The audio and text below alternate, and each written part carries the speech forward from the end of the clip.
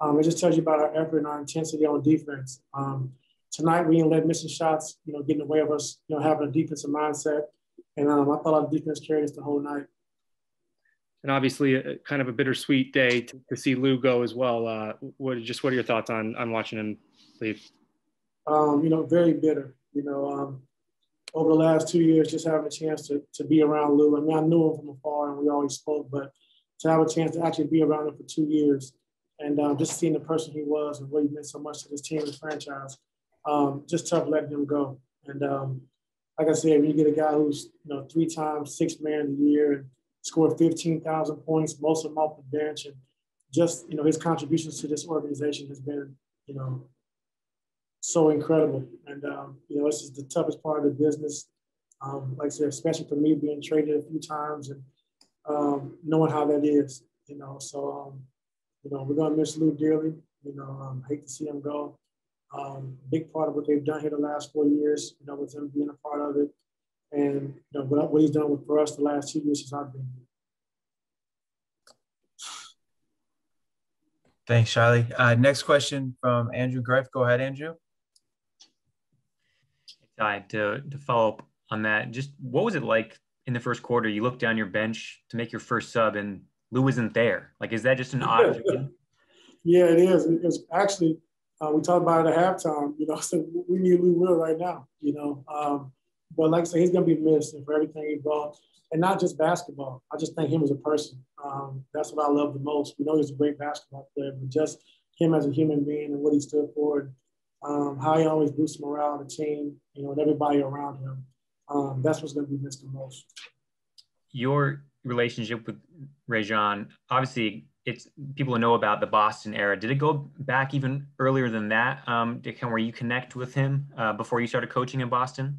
Well, I knew him, through KG because, KG being one of my best friends, and when he first went to Boston, be able to support them and get a chance to meet, Rondo early on. But my 4 years of coaching there, he was pretty much my project. Doc, made me stay on him, and just he was like my little brother, for the most part. And just watching him grow and mature throughout the years, and as a player and as a person, and as a father, as a human being, it's just great to see. Thank you, Ty. Thanks, Andrew. Next question from Law. Go ahead, Law. Hey, Ty. Just to follow up on the connections with Doc and with Rondo, the next game, Doc comes back to face the Clippers again. Obviously, you've worked with him for so long. I just want to know, have you been able to connect with him this week? And what are you looking forward to when you do see him? With Doc? Yes. Oh, yeah, big hug. I mean, we talk, all the time. And he checks on me, I check on him. And it'd be good to see him, him and Sam coming back, to the arena. And I don't know how many hugs we can give because of the protocol, but I might break protocol come next game. But it's going to be good to see him, and just so happy for Doc. Giving me my first start, and the success he's having over in Philly is just great to see, and just shows you what a phenomenal coach that he is.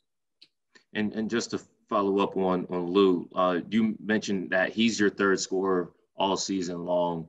With him not here, does that give guys like Paul and Kawhi more responsibility, or are you looking to kind of have someone specific step up and fill the void that Lou scoring leaves?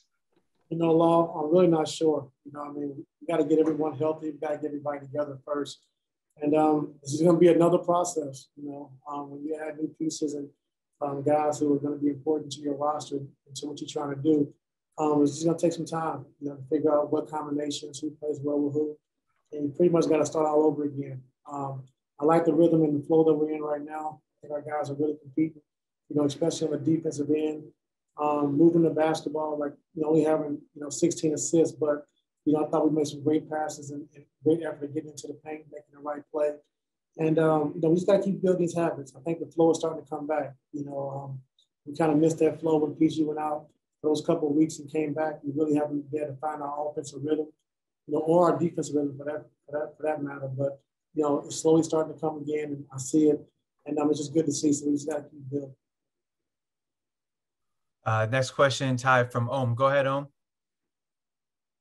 Hey, Ty. Doc tonight described you as the Rondo Whisperer because of your relationship. He mentioned Sam Cassell too, but I'm wondering, what does that entail to become the Rondo Whisperer? Because, I mean, he's a brilliant mind and he's known for his basketball IQ, but at times it's also led to him butting heads with coaches. I'm wondering what goes into becoming a Rondo Whisperer.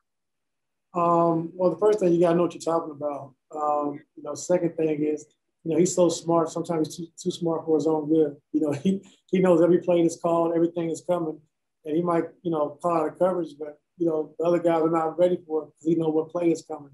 But as far as being cerebral and smart around the game, like, in my experience, it's just, him and LeBron are two of the guys that, I would rank up as far as just, IQ and knowing what's going on the floor, how to control a game, and, CP as well. And it's just, just telling him the truth, being honest with him. He's fiery, that's what we need.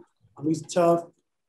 He understands the game, and he respects people who's a straight shooter. He's going to tell them the truth. So that was my biggest thing, I think, in Boston, was just being honest with him, telling him the truth, and keeping it real with him. Will he be a starter for you, or do you envision him running the second team?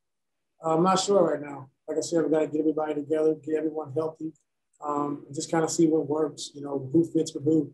And it's going to take a little time, for that. So I'm not sure right now. Thanks. Ty, last question we're going to take from Miriam. Go ahead, Miriam. Hey, Ty. On Rondo, for all his attributes, like what do you think he brings that's going to matter most to this team of yours? A lot of things. I think his passing ability. I think his leadership, his basketball IQ, just all those intangibles that that a point guard brings. And he's done it at a high level. Winning the championship on 2 different teams, 2 winningest franchises in the history of the game, and the resume of the guys he's played with, the guys he's led, to these championships as well. So. Just being in the playoffs, a lot of dog fights, in Boston, and, coming back last year, winning the championship with the Lakers, and just, everything he does, when he gets to the playoffs, he's a different player. And we all know that. We've seen it over the years. We'll